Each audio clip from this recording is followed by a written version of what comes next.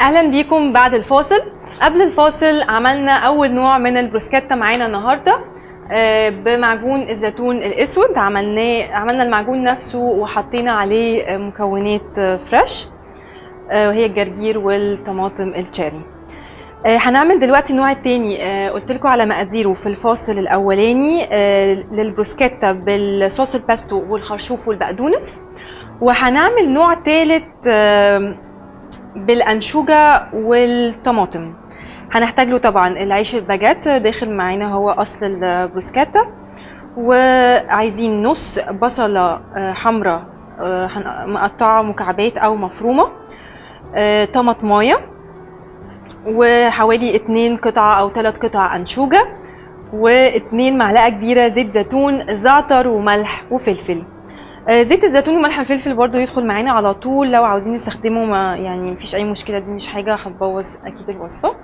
طيب اول حاجه هنبتدي نعملها هي البيستو. عشان نعمل البيستو ممكن نستعمل الصنيبر، ولو مش متاح عندنا ممكن نستعمل اللوز ويبقى متقشر. عشان نقشر اللوز بسهوله جدا نحطه في يعني نجيب ميه نغليها ونحط اللوز في الميه المغليه حوالي دقيقه دقيقتين، ونروح حاطينه تحت الميه الساقعه بعدها على طول، فهيبقى فيه صدمه في درجه الحراره. بعد كده هنمسك اللوزه ونلاقي القشره طلعت بسهوله في ايدينا. اوكي، دلوقتي هنحط اللوز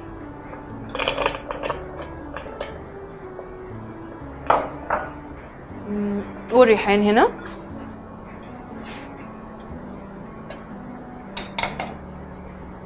وعايزه اخد برضو فص ثوم،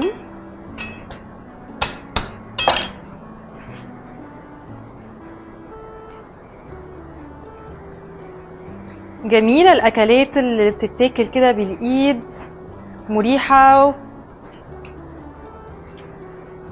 مش بتحتاج مجهود، وفي نفس الوقت شكلها بيبقى حلو قوي. ولما بنعمل كذا نوع كده ويبقى فيه الوان حلوه قوي بنقدمها، وكل واحد بيختار الاكل اللي هو او المكونات اللي هو بيحبها. طيب كده زودنا الريحان والثوم واللوز او الصنيبر وشويه كده زيت زيتون محترمين،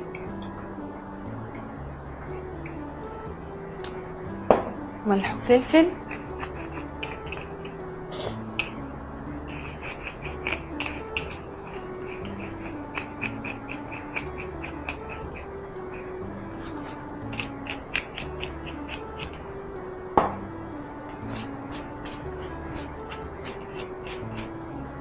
حلو. هنضرب المكونات مع بعض.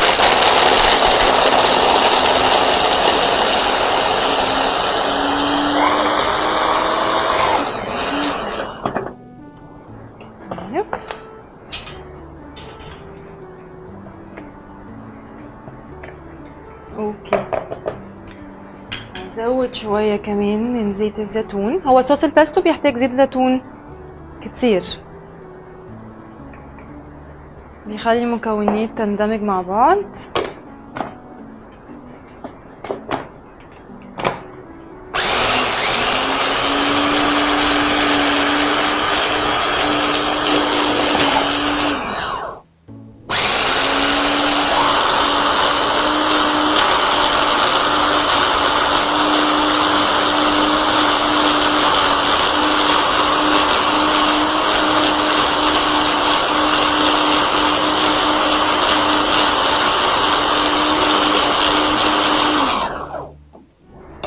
حلوة قوي.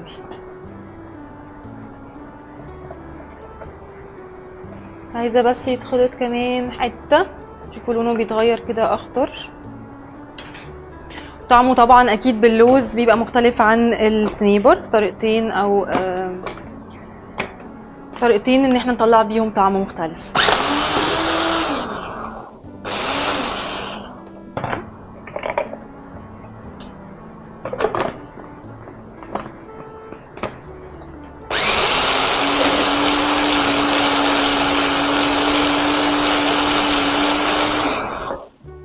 حلو قوي كده.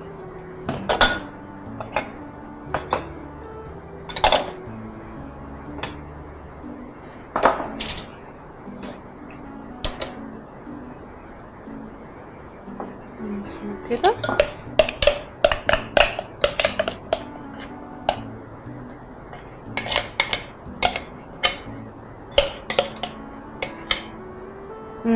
ريحته جميلة قوي قوي.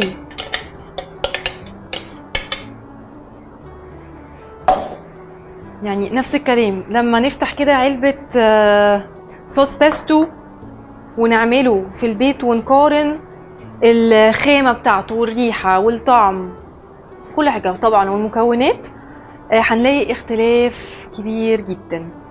طيب هاخد شوية كده كمان من العيش اللي عندي هنا متحمص جميل،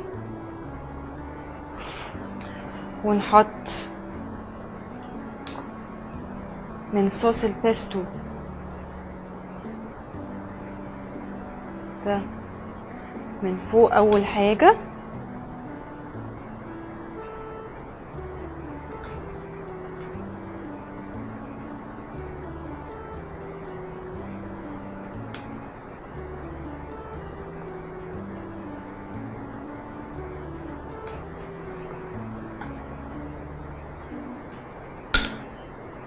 حلو قوي.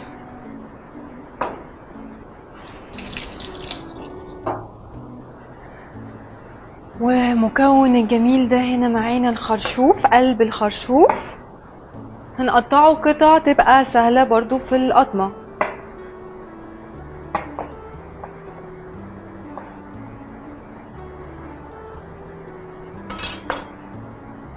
ناخد كده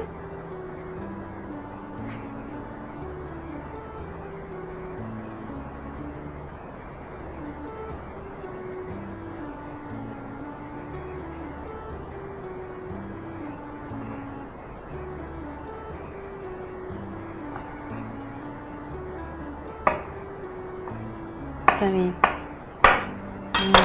ريحته فظيعة.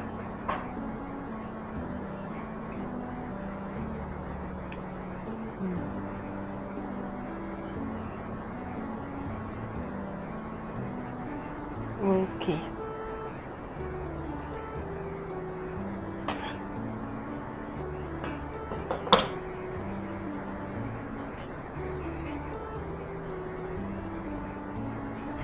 طيب هستعمل طماطم.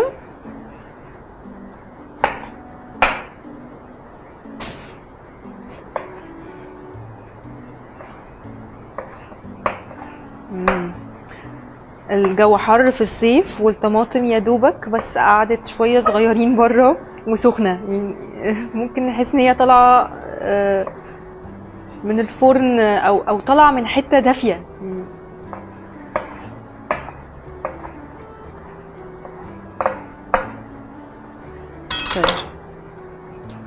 حلو قوي. شويه كده طماطم يدوا لون جديد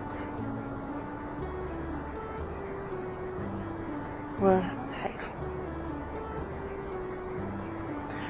وهاخد كده شويه بقدونس حلوين،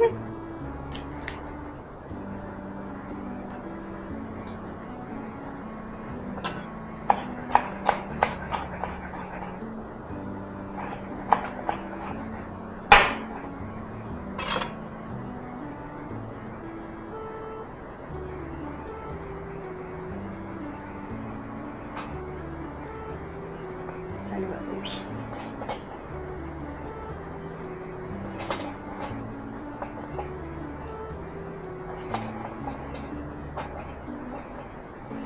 تمام كده احنا معانا نوعين حلوين قوي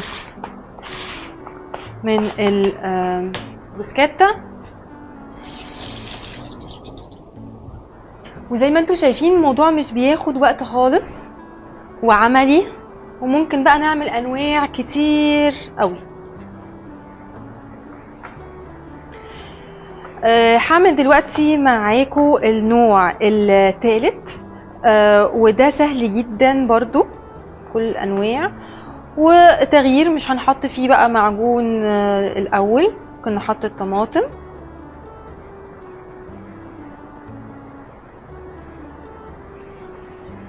نستخدم حاجة جديدة، الأنشوجة. تمام.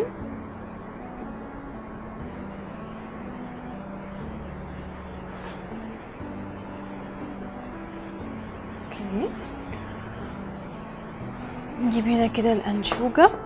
ممكن برضو لو بنحب ان احنا نحط كل المكونات اللي عايزين نحطها على البروسكيتا ونخلطها مع بعض ونروح كده واخدينها، ويعني زي مثلا دلوقتي انا عايزه احط بصل وانشوجه، اخد كده بصل وانشوجه واخلطهم مع بعض، وكان ممكن برضو مع الطماطم، وبعدين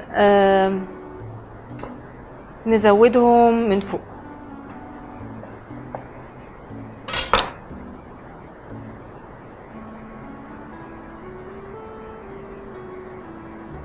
حلو قوي. طيب كده عملنا 3 انواع البروسكيتا النهارده.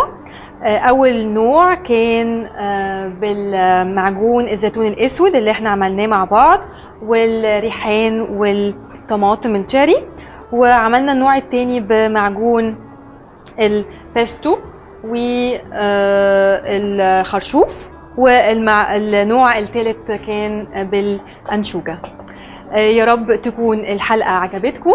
هتلاقوا الوصفات على صفحة ست البيت وصفحة نور من الطبيعة، جربوها وصوروها وشجعوا كل معارفكم تعملوا أكل طبيعي، وإن شاء الله هتستمتعوا بحياتكم. أشوفكم الحلقة الجاية، ونور من الطبيعة.